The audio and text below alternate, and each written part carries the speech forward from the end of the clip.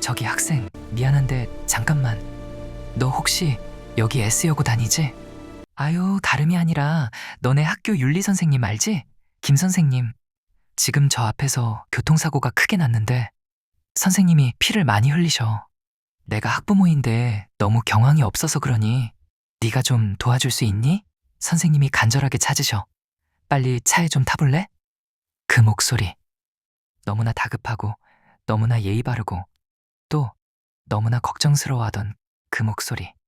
그것은 구원을 바라는 도움 요청이 아니었습니다. 그것은 지옥으로 이끄는 악마의 초대장이었습니다.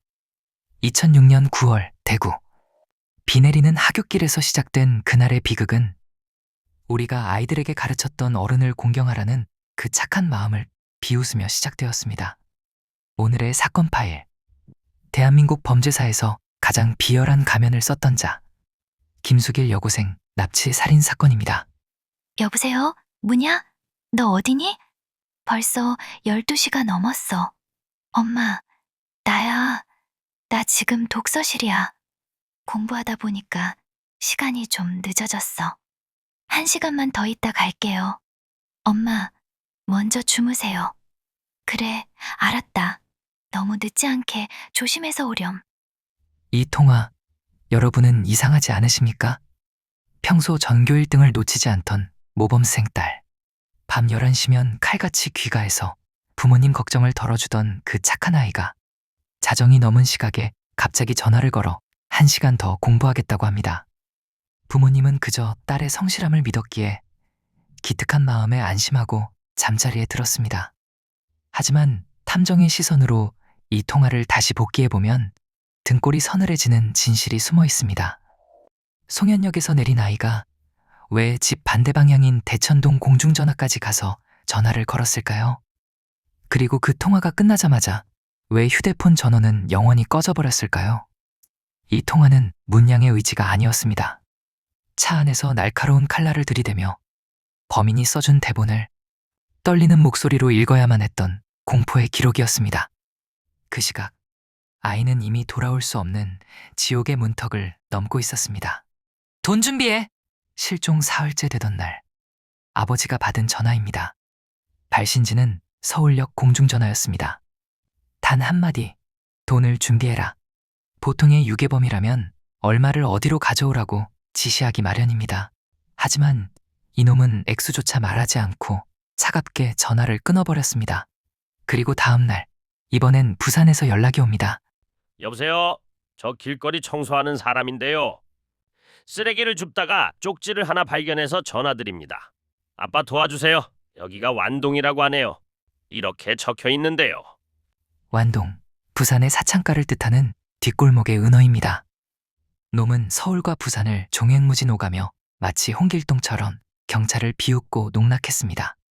인신매매범인 척, 돈이 목적인 척, 혹은 사창가에 팔아넘긴 척, 모든 가능성을 열어두게 만들어 경찰력을 서울과 부산으로 뿔뿔이 분산시켰습니다. 수사진이 갈팡질팡하는 사이 놈은 아주 차분하게 시간을 벌고 있었습니다. 저는 여기서 확신했습니다. 놈의 진짜 목적은 돈이 아니다. 이미 사건은 벌어졌고 놈은 시신을 은닉하거나 자신의 흔적을 지울 시간을 벌기 위해 이토록 치밀한 연막작전을 펴고 있는 것이다. 이놈 절대로 초범이 아니다. 아주 능숙하고 잔인한 사냥꾼이다. 스톱! 저 CCTV 화면 좀 더 확대해봐. 부산 서구청 민원실 앞 공중전화. 저 기묘한 걸음걸이, 그리고 섬뜩하게 번뜩이는 저 눈빛. 나티거 이거 분명히 어디선가 본 적이 있어. 실종 9일째, 드디어 놈의 꼬리가 잡혔습니다. CCTV에 찍힌 흐릿한 형체 속에서 베테랑 형사들의 뇌리에 스치는 이름 하나가 있었습니다. 김수길, 성범죄 전과자였습니다. 서둘러 기록을 떼어보니 믿기 힘든 소름 돋는 사실이 드러났습니다. 2001년, 그러니까 이 사건으로부터 정확히 5년 전이었습니다. 김수길은 여중생을 납치해 강간한 죄로 3년을 살고 나온 자였습니다. 그때 놈이 아이들을 꼬드겼던 그 수법을 다시 한번 들어보시죠. 학생 안녕? 너네 학교 윤리 선생님 알지? 지금 저 앞에서 교통사고가 났는데 선생님이 많이 다치셨어. 내가 학부모인데 도울 사람이 없어서 그래. 학생이 좀 도와줄 수 있니? 똑같습니다. 선생님이 다쳤다는 그 추악한 거짓말. 가장 선량한 얼굴을 하고 아이들의 가장 순수한 마음을 이용해 차에 태우는 그 수법. 5년 전과 토시 하나 틀리지 않았습니다. 놈은 감옥에서 지난 날을 반성한 게 아니었습니다. 자신의 사냥 기술이 얼마나 잘 먹혀들었는지 그 확신만 가슴에 품고 다시 세상 밖으로 나온 겁니다. 끈질긴 위치 추적 끝에 대구 서부정류장 인근에서 드디어 놈을 검거했습니다. 당시 나이 50세 김수길. 문양은 지금 어디 있냐는 형사의 고함에 놈은 오히려 세상에서 가장 억울하다는 표정을 지으며 이렇게 대답했습니다. 아, 걔요? 내가 집에 가라고 그냥 놔줬는데.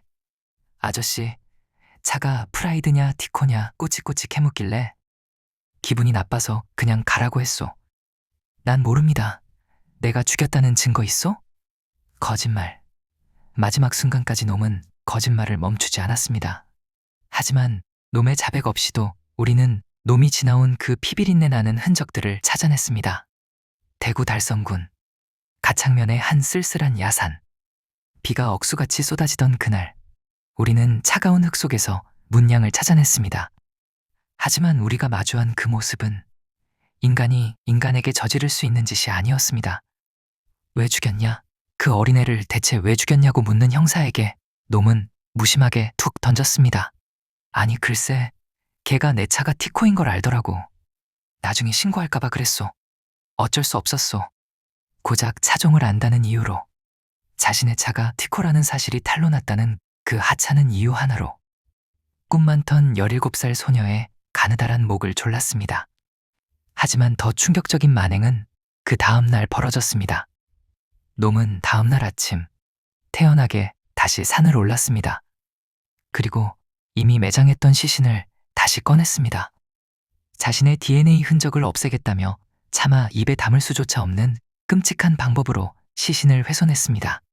그게 정말 인간이 할 수 있는 일입니까? 형사님, 저 막걸리 한 잔만 사주시오. 내가 걔한테 너무 미안해서 술이라도 한 잔 올려야겠소. 제발 부탁입니다. 현장 검증이 있던 날, 놈은 돌연 무릎을 꿇었습니다.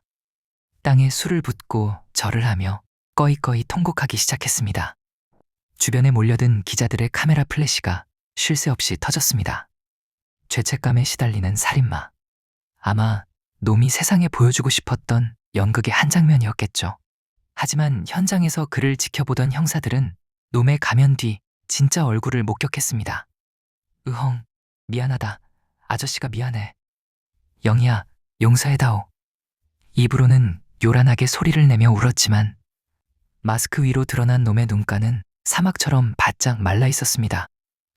눈물 한 방울 흐르지 않는 기괴한 통곡. 그것은 자신의 형량을 단 한 달이라도 줄여보려는 악어의 눈물이었습니다. 완벽한 쇼였던 겁니다. 재판의 결과는 어땠을까요? 검찰은 당연히 사형을 구형했습니다. 하지만 법원은 무기징역을 선고했습니다. 판결문에는 이런 기막힌 문구가 적혀 있었습니다. 피의자가 범행을 자백하고 있고 나름대로 반성하는 태도를 보이며 출소 후 성실하게 살려고 노력한 점을 참작한다. 성실하게 살려고 노력했다고요? 출소 1년 만에 똑같은 수법으로 또 다른 아이를 사냥한 것이 놈의 성실함입니까? 놈이 흘린 그 가짜 눈물이 법전의 눈을 가리고 정의를 비웃어버린 겁니다. 김복준 교수님의 수사 기록을 바탕으로 재구성한 김수길 사건. 여러분은 이 사건을 보며 어떤 생각이 드셨습니까? 저는 범인이 사용한 그 악랄하기, 짝이 없는 친절함에 주목하고 싶습니다. 선생님이 다쳤으니 나를 좀 도와달라. 범인은 아이들이 가진 가장 고귀한 가치, 타인을 돕고자 하는 그 순수한 선의를 범죄의 가장 날카로운 도구로 이용했습니다. 우리는 아이들에게 늘 가르칩니다. 남을 돕는 사람이 되어라. 어른을 공경하고 예의를 지켜라. 하지만 정작 악마들은 그 착한 마음을 사냥의 먹이로 삼습니다. 김수길은 감옥에서 도합 20년이 넘는 세월을 보낸 자였습니다. 교도소의 담장이 그를 변화시켰을까요?